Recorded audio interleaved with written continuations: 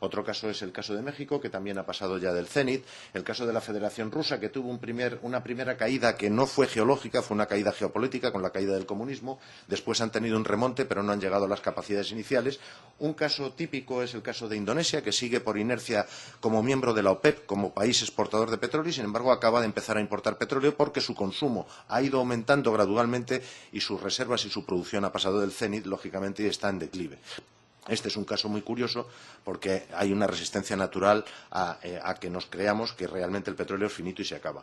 Y esto es lo que estamos viendo en ASPO, en la Asociación para el Estudio del Zenit del Petróleo, es el gráfico de la derecha, cuando se suman los diferentes zenit nacionales, los diferentes zenit de cada yacimiento, se llega a una curva de petróleo mundial que es más o menos esta en cuanto a petróleo. Incluso ahí están sumados todos los petróleos que son no convencionales y que ya proporcionan una gran cantidad de petróleo al planeta. De los 85 millones de barriles que se ven ahí abajo, pues aproximadamente aproximadamente menos 66, que son de lo que podemos llamar el petróleo regular convencional, petróleo de relativamente fácil extracción.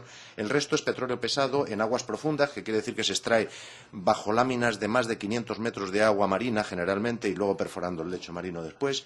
Otro que es el petróleo polar, el que se extrae en el Círculo Polar Ártico, y el que se hace licuando gas.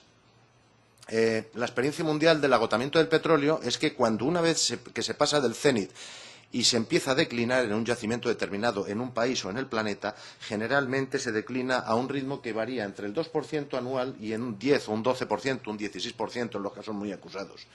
Esto, la Agencia Internacional de la Energía hasta ahora no lo venía reconociendo, reconocía un agotamiento en los pozos que evidentemente están agotados y no tenía más remedio que reconocerlo, venía reconociendo del orden de un 3,6 de agotamiento anual, y este año pasado nos ha sorprendido a todos declarando y admitiendo por primera vez que es posible que los pozos, los 580 mayores pozos de petróleo del mundo, puedan tener un declive del 6,7 anual una vez rehechos los cálculos y analizados los asuntos.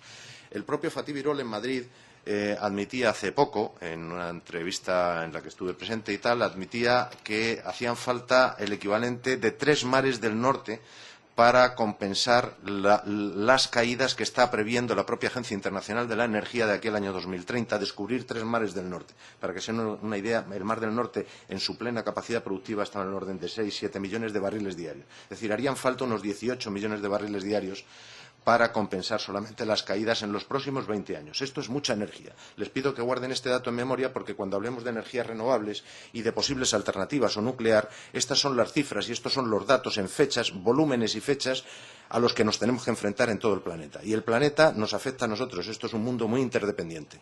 Nosotros dependemos del petróleo que viene de muy lejos y de muy profundo en la Tierra, y sin ese petróleo no nos podemos mover.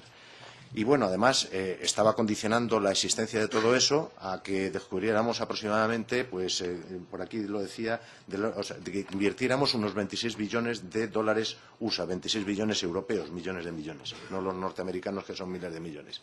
Y esto es lo que nos lleva a lo que llaman en términos los especialistas en energía y en cenit del petróleo, lo llamamos the growing gap, la brecha creciente, que es la diferencia. Aquí se pone también como las fauces del cocodrilo, el término empleado por Chris Skrowski, que es el director de la revista Petroleum Review, que es la diferencia que se abre entre la necesidad económica del planeta de seguir creciendo en economía y, por tanto, en consumo energético, y, por otro lado, la realidad geológica que nos lleva hacia abajo. Este es el mapa de la Agencia Internacional de la Energía. Esto es lo que dice ExxonMobil que va a suceder. Esto es lo que dice el muy optimista United States Geological Survey, que es la previsión más optimista y demás.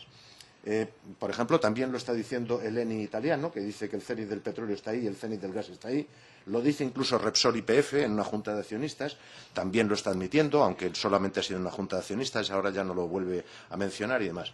Y con respecto a todo eso, pues hay dos noticias, una buena y una mala. La buena es que los ingenieros y geólogos en los años 60 y 70 solían ser muy conservadores, y lo que hacían era, cuando descubrían un yacimiento y lo mapeaban, pues eran conservadores y daban un volumen generalmente inferior al que ellos estimaban que podía haber, porque lo guardaban para su empresa y además querían ser conservadores. Eran prácticas de ingeniería y de geología bastante razonables.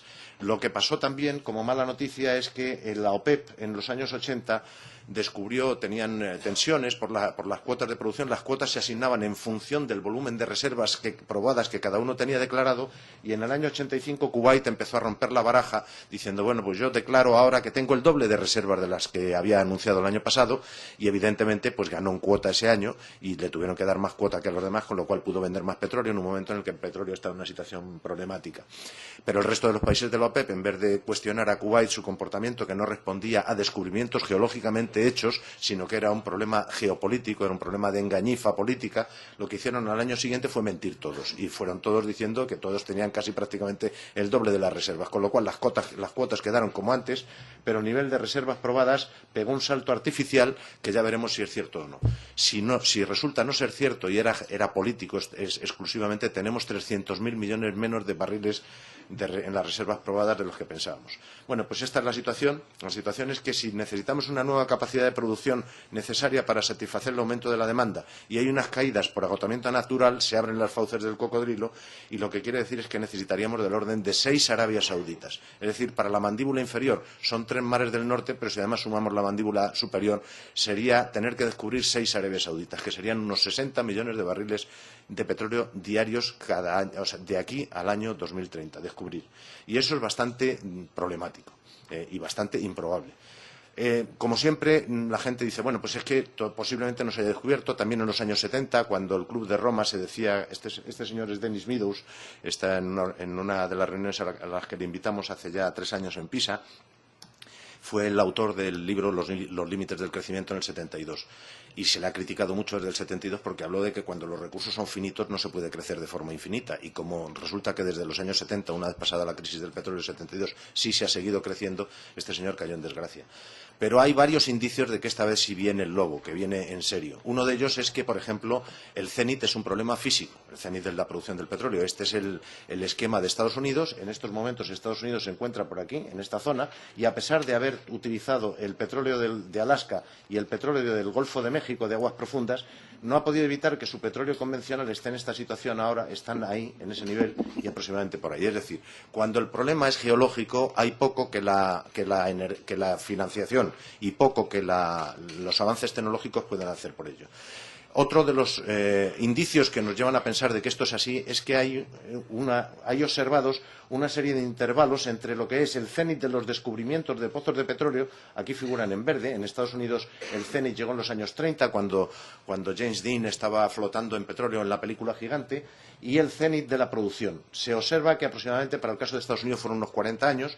En el caso del Mar del Norte, como se ha hecho una explotación mucho más intensiva y más científica, se ha reducido unos 30 años aproximadamente, y este es el cenit de los descubrimientos de petróleo a nivel mundial, y esta es la situación en la que estamos ahora en producción. Es decir, que ahora estamos descubriendo aproximadamente muy pocos barriles estamos descubriendo aproximadamente un barril por cada 4 barriles que quemamos. Estamos acabando con las reservas estratégicas. Otro de los indicios es que cada vez se descubren menos campos grandes.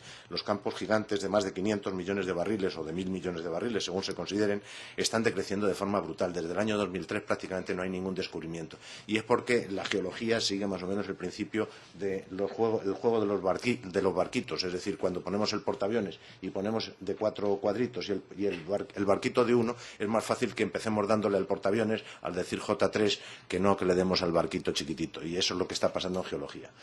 Otro de ellos, importantísimo, es el asunto de la energía neta, es decir, la energía que nos cuesta poner una cantidad de energía a disposición de la sociedad. Y esa energía neta está disminuyendo a lo largo del tiempo, de forma drástica, sobre todo con los combustibles fósiles. En Estados Unidos, en los años 30, este es un diagrama de Charles Hall, que es una de las autoridades mundiales, profesor de la Universidad de Siracusa, en el estado de Nueva York, que estuvo ahora recientemente en Barcelona, en nuestro Congreso Mundial.